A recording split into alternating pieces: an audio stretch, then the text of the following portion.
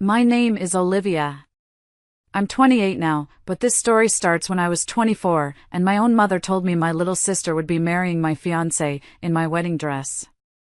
Before I tell you how that single, soul-crushing moment led to a vicious harassment campaign, a high-stakes courtroom battle, and a lawsuit that would change all of our lives forever, do me a favor and let me know where you're watching from in the comments.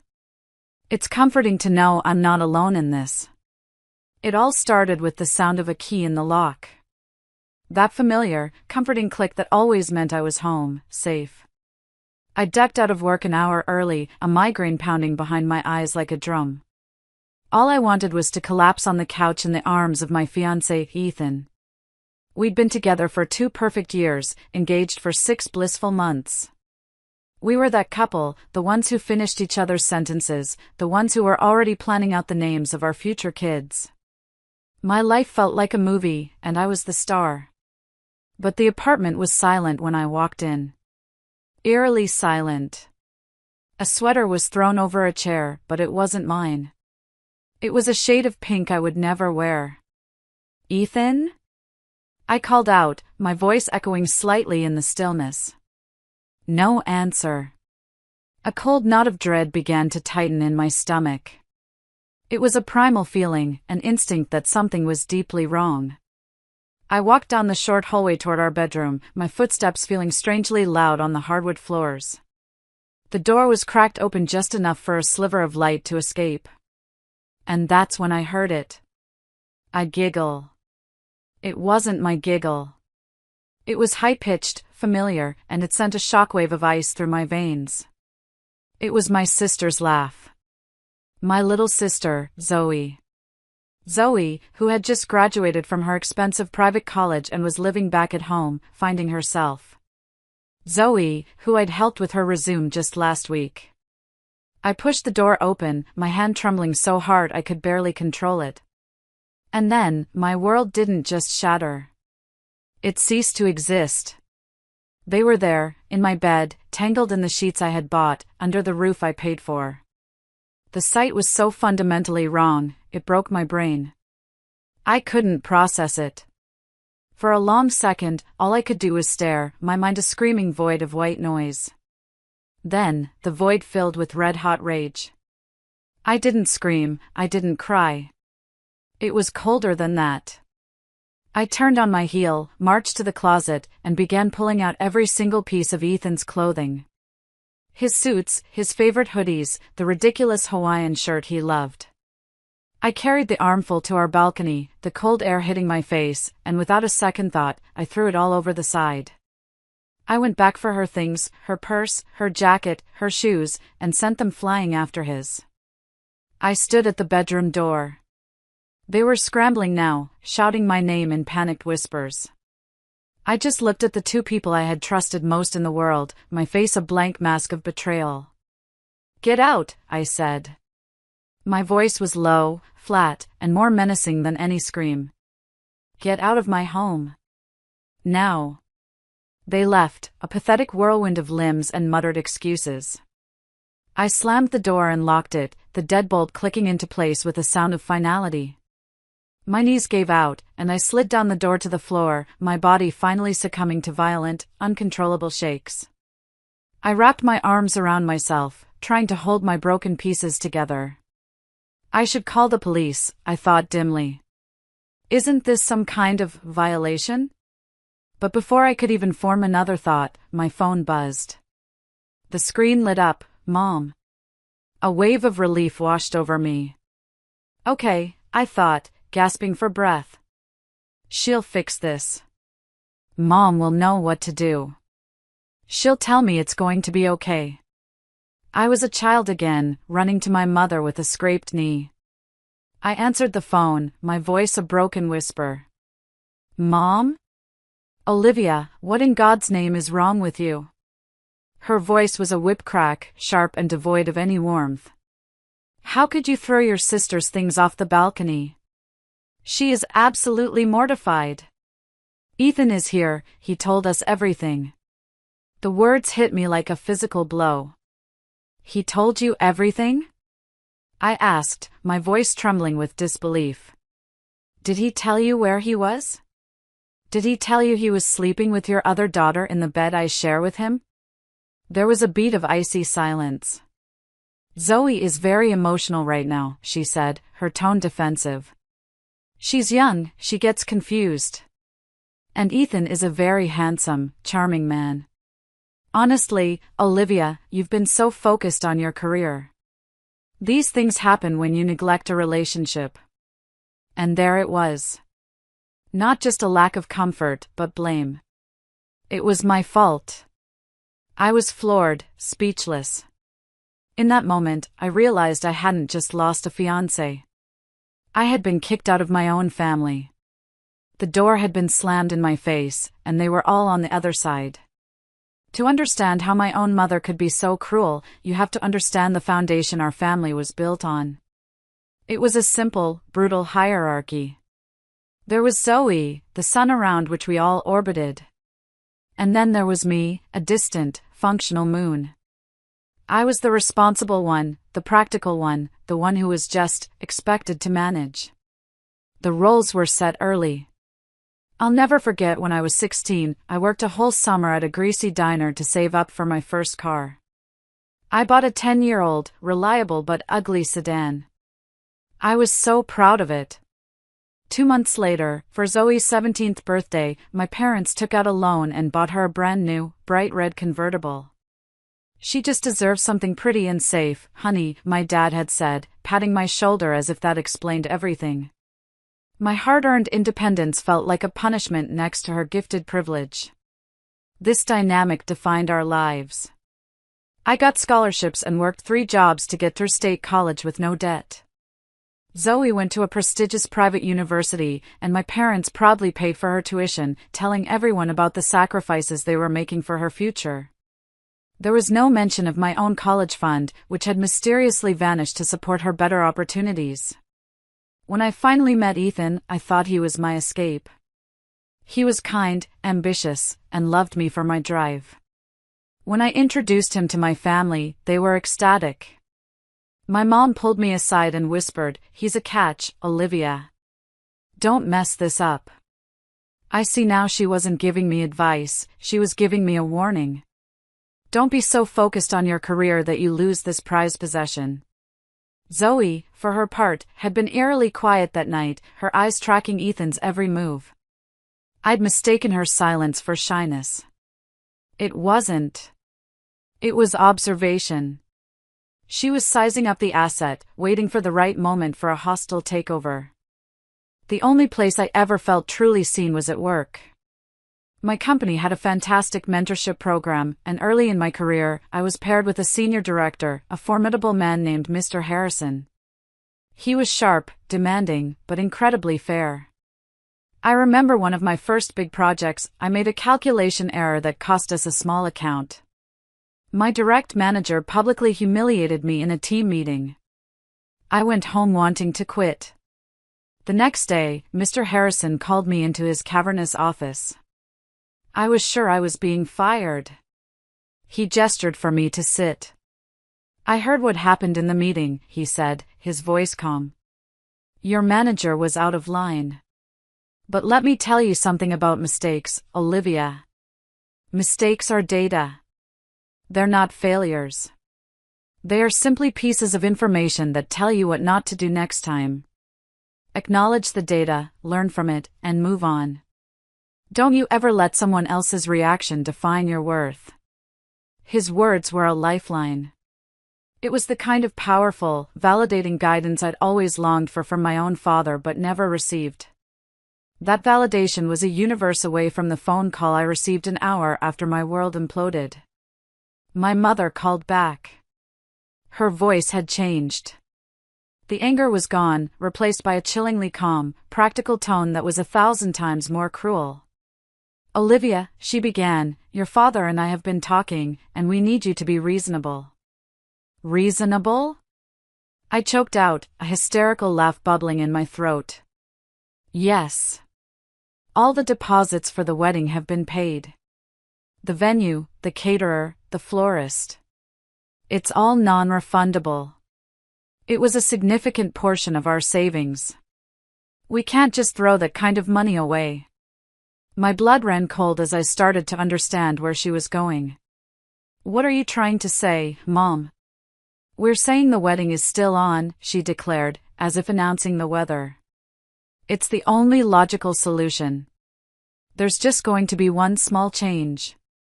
She took a breath. "Zoe will be taking your place as the bride. She'll wear your dress. It's a perfect fit." I was completely silent.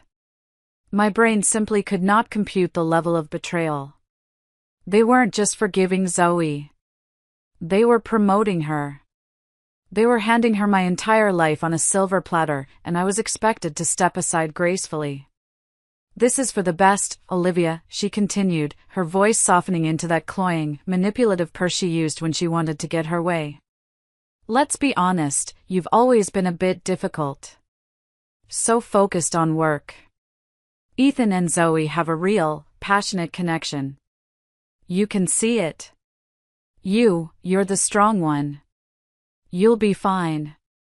Don't be selfish about this. Think of the family." I hung up the phone.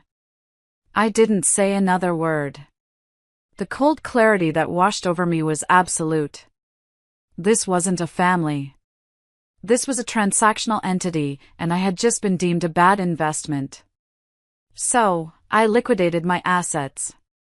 I stood up, walked to my laptop, and began the systematic demolition of my old life. I blocked every family member on every platform. I opened a new bank account. I spent the next 2 days on the phone, a cold, robotic version of myself. I canceled the venue. I canceled the caterer. I canceled the band. Every deposit that could be refunded, I had routed to my new, secret account. I terminated my apartment lease, agreeing to pay the penalty. I packed my 2 suitcases with the only things that were truly mine: my degrees, my work portfolio, my clothes, and a small box of photos from before Ethan. Everything else, the furniture we'd picked out, the kitchenware, the life we were supposed to build, I left behind. It was a ghost ship, and I was abandoning it. I walked out of that building and never looked back. It wasn't a breakup. It was an amputation. The next 3 years were my wilderness. The pain of what they did was a constant, roaring furnace inside me, and my only option was to find something to burn. So I burned ambition. I burned late nights and early mornings. I poured every ounce of my being into my career because it was the only thing left that was truly mine. It was the only relationship that wouldn't betray me. My first promotion to senior manager came with a salary that made me gasp. For the first time, I felt the solid ground of true financial independence beneath my feet. I remember seeing their wedding photos online about 6 months after it all happened. A friend of a cousin had posted them. There was Zoe, radiant in the wedding dress I had cried tears of joy in when I first tried it on. There was Ethan, smiling by her side. And surrounding them were my aunts, uncles, cousins, my entire family. They were all there, smiling, celebrating on the grave of my heart. They all knew the story. And they all chose a side. The pain was sharp, but I was at my desk, working on a high-stakes merger analysis. I took that sharp pain, and I turned it into focus. I worked for 36 hours straight, closed the deal, and got a commendation from Mr. Harrison. There were moments of profound, crushing loneliness. I remember being sick with the flu about a year in, lying in my small studio apartment, too weak to even make tea. I had no one to call. The isolation was a physical weight. I scrolled through my phone, seeing pictures of my mother holding Zoe's firstborn son. My nephew. A child I would never know. The urge to call, to beg for a scrap of connection, was overwhelming. But then I looked at the framed print of my first big solo project success on my wall. I had done that. Me. Alone. I put the phone down, took some medicine, and waited for the fever to break. My title changed. Director. Senior Director. My tiny studio became a 1-bedroom apartment with a small balcony. After another grueling year and a project that revolutionized our international logistics, it became a sprawling corner apartment with a view that made my heart ache with its beauty. Mr. Harrison had become the company's CEO, and he never forgot me. He saw my relentless drive, and he rewarded it. 3 years to the day after I walked out of my old life, I was named Vice President of Global Strategy, the youngest VP in the company's 100-year history. My salary was now something I never could have dreamed of. I had built a new life, a fortress of success they couldn't touch. And then, after 3 years of blessed, uninterrupted silence, my phone rang. An unknown number. My policy was to ignore them, but a strange impulse made me answer. Olivia? The voice was hesitant, watery. It was my mother. It's me, honey. I said nothing. My throat was too tight to form words. We miss you, she whispered. Your father, oh, Olivia, he's not doing well. It's his heart. He collapsed this morning. He's in the ICU at St. Mary's Hospital. The doctors, they don't know. He's asking for you. Please, just come see him. It might be your last chance. Panic, cold and absolute, obliterated 3 years of carefully constructed walls. My dad. What if he was dying? What if my last memory of him was his passive face as my life was stolen? The thought of a funeral, of final regrets, was more than I could bear. Against every screaming instinct in my body, I whispered, I'll be there. I drove to the hospital in a daze, my hands gripping the steering wheel so tight my knuckles were white. I ran into the main lobby, my heart pounding, and called her back. Where are you? What room? Oh, we're just grabbing a coffee downstairs in the main cafe, she said, her voice suddenly breezy. Come meet us here. I rounded the corner into the coffee shop, and my blood turned to ice. There they were. All of them. My mother, my father, looking tanned and perfectly healthy, Zoe, and a paunchy-looking Ethan. And chasing each other around their table were 2 small, shrieking toddlers. It wasn't a medical emergency. It was an ambush. The bitterness that rose in my throat was so acidic it almost made me gag. He's not sick, I said, my voice flat. My mother actually had the gall to look ashamed for a split second. We didn't know how else to get you to come talk to us, she mumbled, stirring her coffee. They spent the next 10 minutes delivering a masterclass in entitlement. My dad had been laid off. My mom's nursing shifts weren't enough. Zoe was a stay-at-home mom, and Ethan's sales commissions had dried up. They were drowning in debt. They spun a tale of woe, ending with them looking at me expectantly. Ethan spoke for the first time, his voice weak. We're just in a tough spot, Liv. Then Zoe, the architect of my misery, looked at me, her eyes devoid of shame. I need to get a job, but I can't afford childcare. We were thinking, you have that huge apartment now. You could just watch the kids a couple of days a week.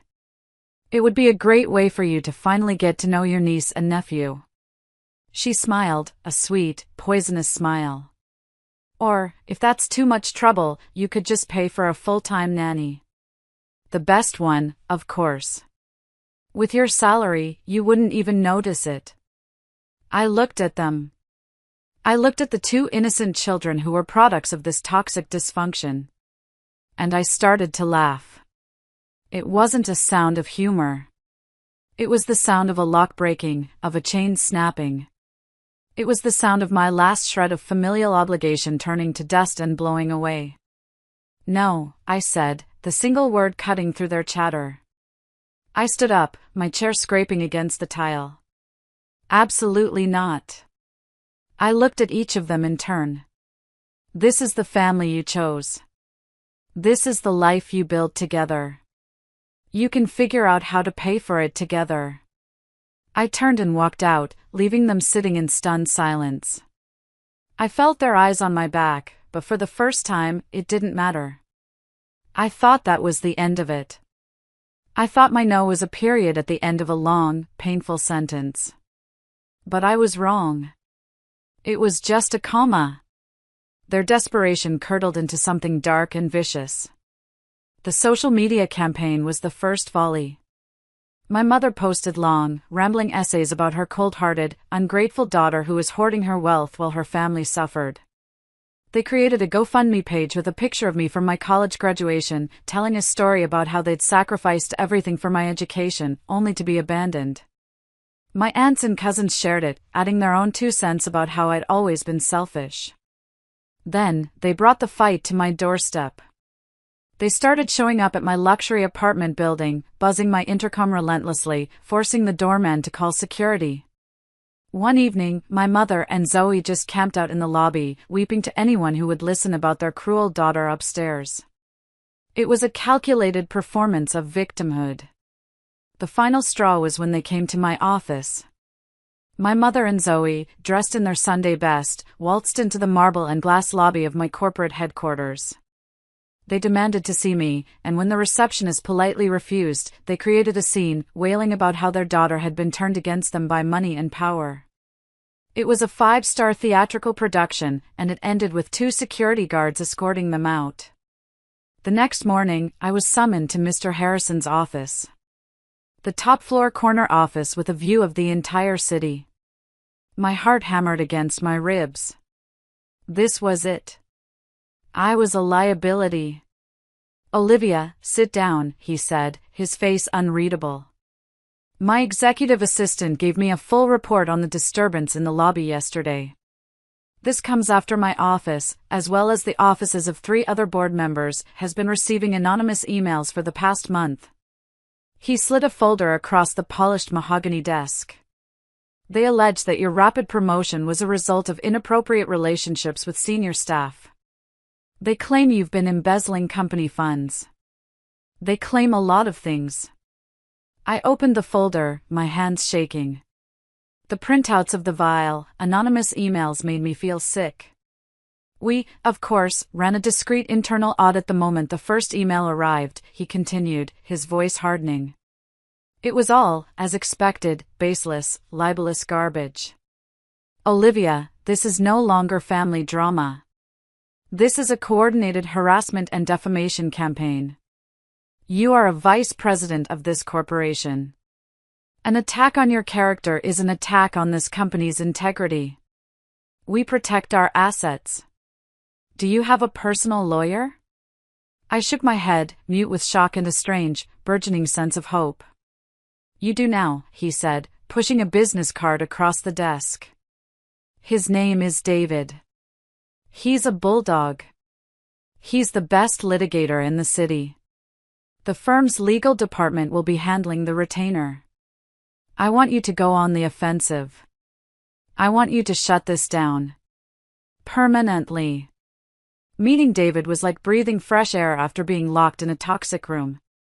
He was sharp, focused, and radiated a quiet intensity. I laid out the entire sordid story, from the day of the betrayal to the scene in the lobby. I gave him the folder from Mr. Harrison, the screenshots, the security footage. He listened without interruption, his expression growing grimmer with each detail. "They've given us a gift, Olivia," he said when I finished. "A big, beautiful gift wrapped in legal paper. This isn't just a restraining order. This is a slam-dunk civil suit. Defamation, libel, tortious interference with business.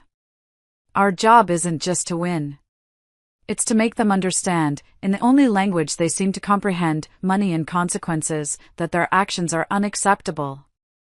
The courtroom was exactly as intimidating as I'd imagined. My family huddled on the other side with a flustered-looking public defender. Zoe took the stand first, dissolving into practiced tears, painting a picture of a naive young woman who made a mistake and a cruel older sister who never forgave her. David's cross-examination was surgical. He dismantled her story piece by piece, catching her in lie after lie about timelines and her knowledge of my engagement. Then came my mother. She was defiant, portraying herself as a loving matriarch trying to hold her family together. "So, in your view, Mrs. Smith, David asked calmly. Your younger daughter's emotional comfort was more important than the sanctity of your older daughter's engagement and home? A mother does what she has to do for her children, she sniffed. Her arrogance was her undoing. The highlight was Mr. Harrison. He walked to the stand, a pillar of corporate power and integrity. He calmly detailed the harassment campaign, using terms like brand integrity, executive security protocols, and fiduciary duty. He explained the financial cost of the internal audit and the potential damage to shareholder confidence when a key executive is targeted. He wasn't just my boss, he was a warrior for corporate order, and my family was the barbarian at the gate. Finally, it was my turn. The public defender tried to paint me as a vindictive dragon, hoarding my wealth. Isn't it true, Ms. Olivia, he sneered, that you abandoned your family?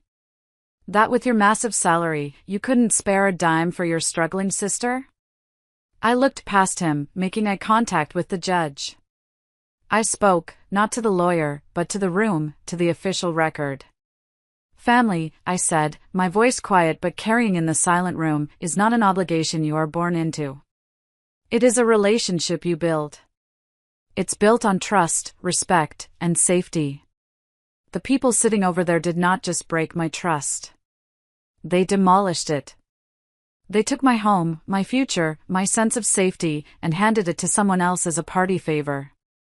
They taught me that blood is not a bond, it is simply a biological fact.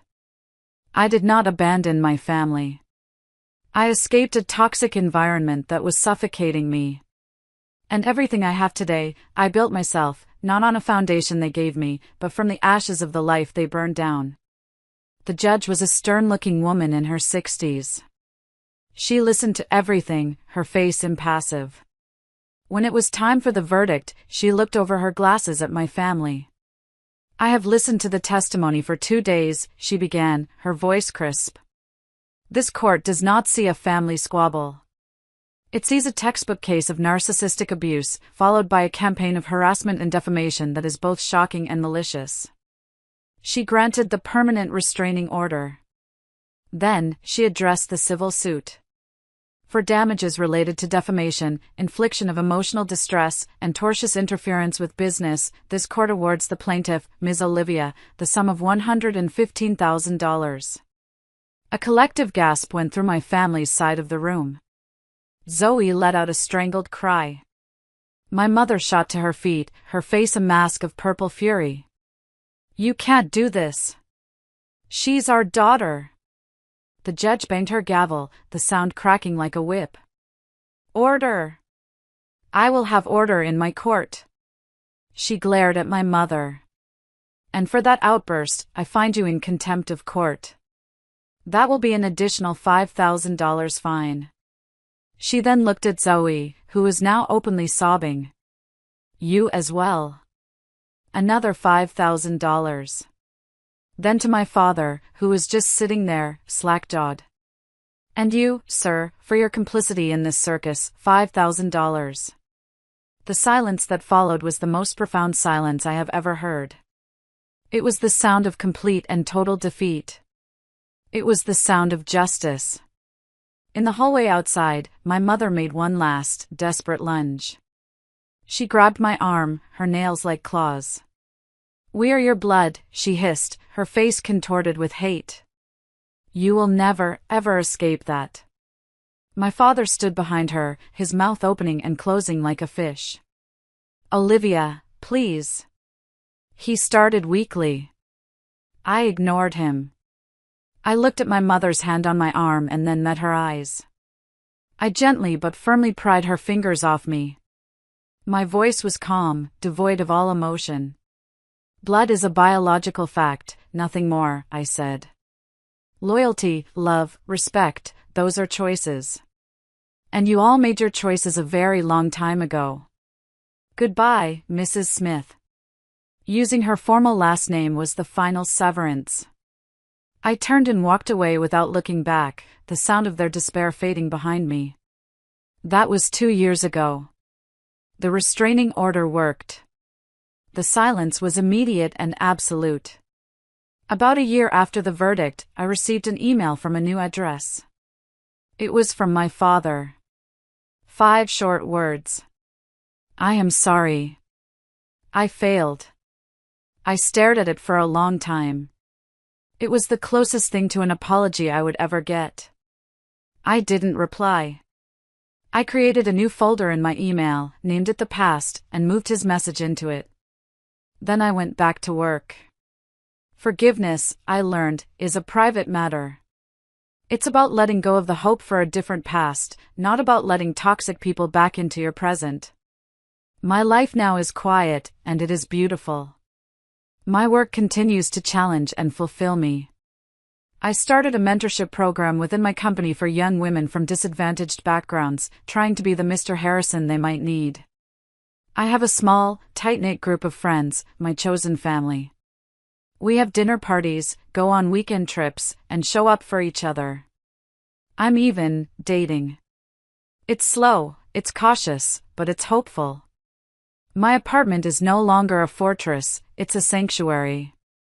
On the wall in my study is a massive, beautiful map of the world, covered in pins from the places I've been. Sometimes, when I'm planning my next vacation, I close my eyes and throw a small, soft-tipped dart. Wherever it lands, from Patagonia to Kyoto, that's where I decide to go next. The past is a closed chapter, legally and emotionally. My future is an open map, a world of possibilities waiting to be explored. And I am the one holding the dart. Thank you so much for listening to my story. It wasn't easy to relive, but I felt it was important to share. I have to ask you all, what would you have done if you were in my shoes? How would you have handled it? Let me know your thoughts in the comments below, I'll be reading them. And if my story resonated with you, please consider giving this video a like and subscribing for more. It means the world.